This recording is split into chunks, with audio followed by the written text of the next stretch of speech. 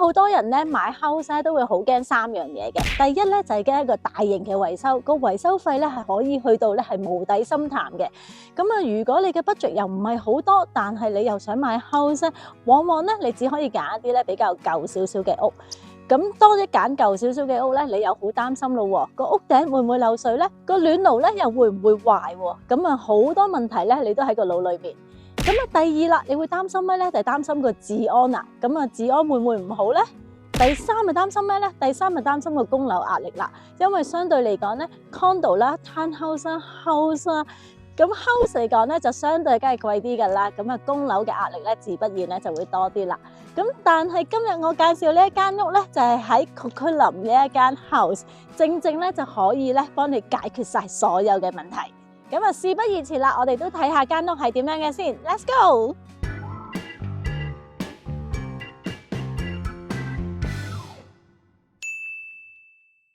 今日我介紹呢一間係 Coquitlam 嘅獨立 house， 咁啊正正咧就可以幫你解決晒所有嘅問題啦。因為無論係屋頂啦、暖氣爐啦，同埋個熱水缸咧，都全部已經係近期換晒噶啦。今日如果你買入呢一間屋咧，呢幾年咧你都唔使再擔心一筆好貴嘅維修費。咁啊，仲有啦，就係個 basement 啦，全新裝修，未住過嘅，亦都冇出租過，有獨立嘅出入口，有自己嘅洗衣房，仲有個廚房添。仲有2間好大嘅房，你可以咧將呢一層樓咧係直接租咗出去俾一啲嘅小家庭，租金咧就直接幫你供樓，咁啊減低咗你嘅負擔啦。仲有就係呢一區嘅治安啦，都係比較好嘅，因為咧佢咧就係一個掘頭巷嘅位置啦，基本上咧就淨係得個鄰居出入嘅啫，就相對嚟講咧比較安全，環境咧都係比較寧靜嘅。咁啊，講到呢一區啦，雖然咧就比較寧靜，但唔代表咧你嘅生活咧係唔方便喎，因為咧你開車咧就已經可以去到 Cox Meridian 啦，又或者去 Coquitlam Centre 咧，你都係10分鐘之內。咁如果你喺屋企有一啲嘅大朋友，佢自己又未開車咧，咁又要坐巴士返學咧，咁你就可以行落去 David Avenue 啦，有幾條嘅巴士專線咧可以落到去市區。咁呢度咧就有Echo 嘅 Coquitlam River Elementary 嘅小學啦。咁如果想小朋友咧係提早咧接觸一個法文的話咧，咁呢一間小學咧都有一個唔錯嘅選擇。咁啊，仲有啦就係 Secondary School 啦，咁你可以選擇咧就係 Terry Foss 啦，又或者直接升讀咧就係 Echo 嘅 Coquitlam Middle。咁仲有咧就係 Echo 嘅 Riverside Secondary School， 因為呢一區咧就喺 Coquitlam Centre 啦。如果你係要跨區入到 Pantry，又或者係 Gleneagle 嘅話咧，都會係好方便。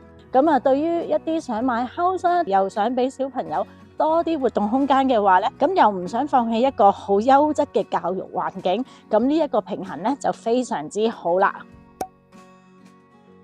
咁我而家咧就入到間屋啦。咁呢一間屋咧係一間6間房嘅獨立 house 嚟嘅。咁我入到嚟咧係一個玄關嘅位置。咁我右手邊咧就係一個廳嚟嘅。呢個廳咧都係有窗口嘅，咁啊可以咧係 for 一啲 work from home 嘅朋友啦。咁啊同埋咧，大家都留意到啦，我身處呢個位置咧，你見到好光猛。咁啊原因點解咧？就係我樓上呢度咧就有個天窗啦。咁啊嚟到呢一個嘅 living room 啦，就係一個嘅 high ceiling，咁啊令到咧係成間屋咧嘅空間感咧亦都係大好多。咁去到呢個位置咧就係一個飯廳嘅位置，佢可以擺到一張6人嘅長餐台咧都絕對冇問題嘅。咁我哋呢度入去咧就已經係一個廚房位嚟㗎啦。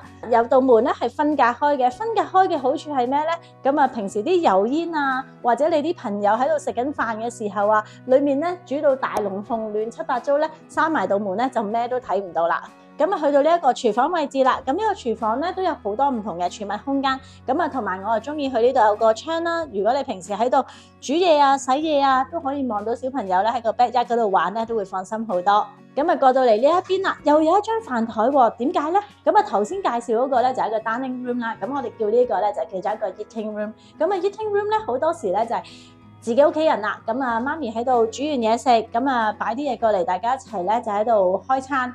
咁行到過嚟呢一度咧，我哋呢個位置咧都有個 island 嘅。咁呢個 island 咧同個廚房嘅位置咧都係有個距離喺度，咁所以成個廚房嘅空間咧都係非常之大。咁啊，至於呢個 island 啦，都係全部有晒儲物空間嘅，咁啊多啲地方咧俾你放嘢。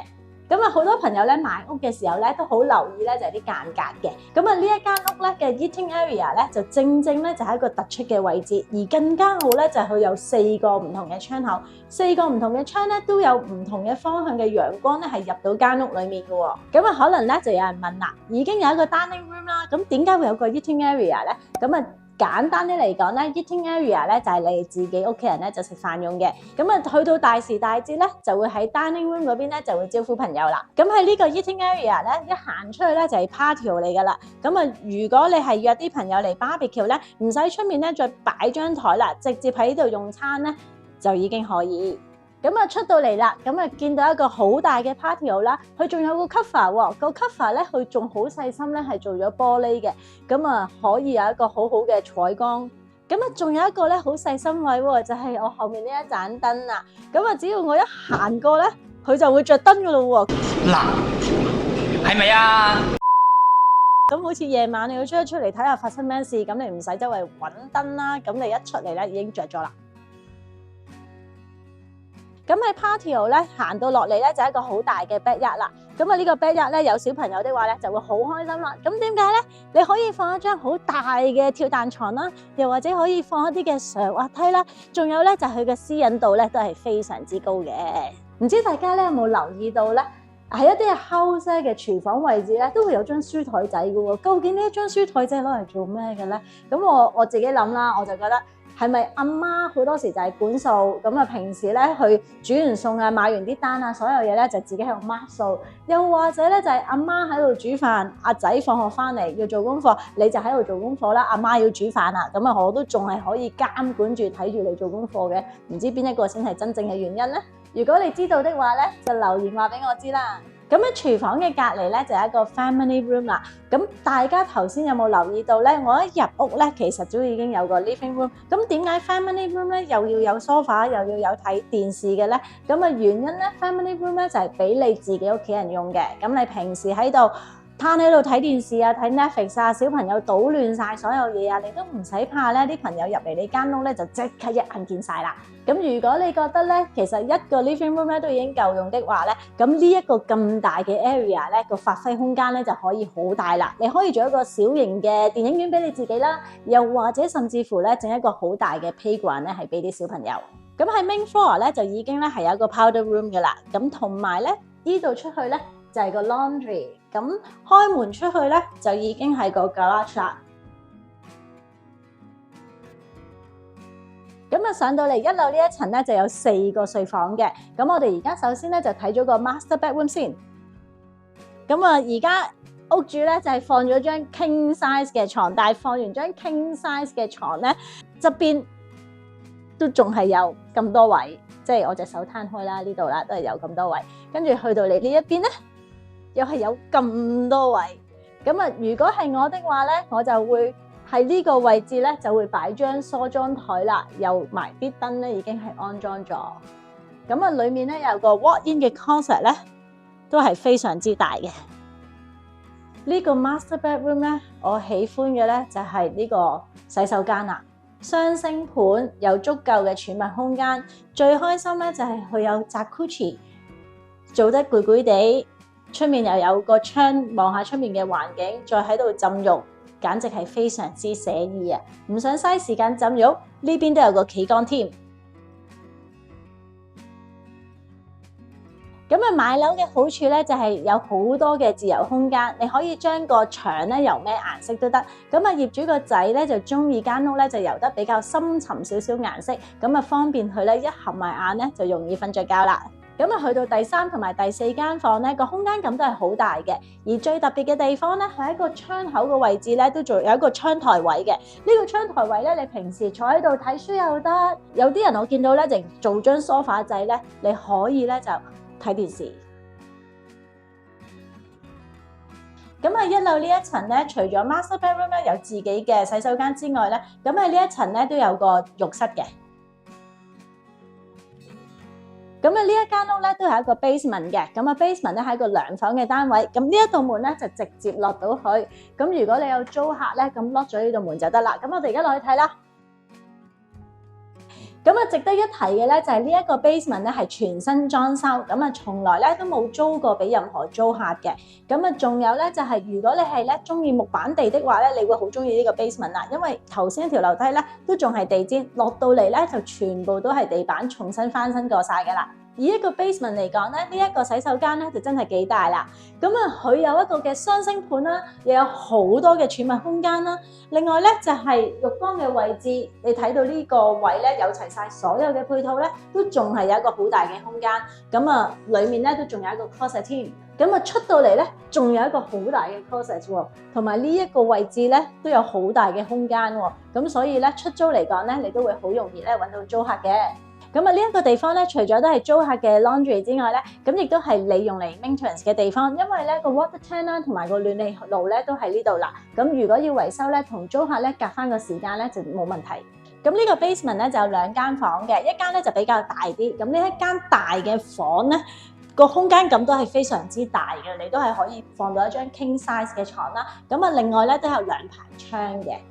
咁呢一間房咧都仲有一個入場嘅大衣櫃嘅。咁如果呢個衣櫃咧唔夠地方俾你放嘢咧，都唔緊要，因為呢一間房咧都有足夠嘅空間咧，俾你再加添一啲嘅衣櫃。咁啊，值得一提嘅咧，好多時basement 咧嘅窗咧都係比較細嘅，就好似呢一個咧嘅減一半咁樣樣。咁相對咧呢一個窗口咧就比較大好多啦。咁同埋咧佢可以開窗，仲裝咗咧就係個紗網。咁啊，去到第2間房啦。第2間房咧，嗰個空間感咧都係非常之大嘅，我覺得都係可以放到張 king size 嘅床啦。另外咧，佢都係有一個嘅入場衣櫃。呢個入場衣櫃咧，就相比起咧頭先嗰間房咧就會細咗少少，但係都係唔緊要，因為都有足夠嘅空間咧俾你再放衣櫃。咁行到過嚟呢個位置咧，就係一個 eating area， 就同樓上嗰個位置咧都係一模一樣嘅。咁最好咧就係，就算佢係 basement 啦，咁佢都咧有一個好大嘅窗口啊。咁嗰個嘅陽光咧都係可以直接入屋。咁因為佢有3個窗啦，咁所以個陽光無論你點樣射都好咧，佢都係可以咧係直接入到間屋咧，令到間屋咧都係光猛好多嘅。咁啊，雖然一個係一個 basement 嘅位置啦，咁但係佢呢個 eating area 咧都係一個嘅dining room 嚟嘅，佢擺嘅餐台咧都可以放到咧係8至10人嘅餐台，咁所以咧更加容易咧係俾你揾到租客嘅。咁呢一個位置咧就係一個 basement 嘅客廳位置。咁呢個門口咧就係如果你有租客的話咧，佢就會靠呢個門口咧就自己出入噶啦。呢個咧就係 basement 嘅廚房啦，咁啊都係全新翻新過晒㗎啦，咁啊都係有一個大嘅窗口，所以咧你喺廚房煮嘢食都好咧，都係有自然光咧係入到間屋嘅。有好多業主咧，佢其實就唔中意 deal with 咧，就係租客嘅，亦都好怕咧，就係揾唔揾到租客啊，個租客係點啊，咁好多問題咧都會產生。究竟個 basement 你想點樣去做？咁但係你哋唔使擔心嘅，因為咧我哋有團隊咧係會幫你咧係管理一啲嘅租務問題，幫你去揾租客。咁好似呢個單位咁啊，一般嘅 basement 咧2房單位咧，只係可以租到咧大概1800、1900蚊到啦。咁我相信呢一個2房嘅 basement 單位咧，都可以係租到咧2000蚊以上嘅。咁啊，去到呢個 driveway 啦，咁呢個 driveway 咧就好大喎。咁你變咗咧，你裡面個 garage 咧就可以咧分拆開咧，做一啲嘅雜物房。而呢個 driveway 咧係可以泊到4架車嘅。咁講真，如果你想喺 Coquitlam 咧買到一間4000尺嘅大屋，而佢嘅屋頂啊、熱水爐啊，所有大嘢都換晒的話咧，咁啊其實真係咧好難得嘅。我最欣賞佢咧就係個 basement 啦，因為咧嗰個2房單位咧直接出租咧係真係幫你減低咗好多個供樓壓力嘅，你嘅生活咧就會輕鬆咗好多啦。咁啊有咁多嘅好處，而家業主咧只係叫價1788000啫。今個 weekend 咧我哋有 open house 嘅，或者可以直接聯絡我咧安排睇樓。咁所有嘅 open house 資料咧都喺晒個 description 下面啦。咁啊到時見，拜拜。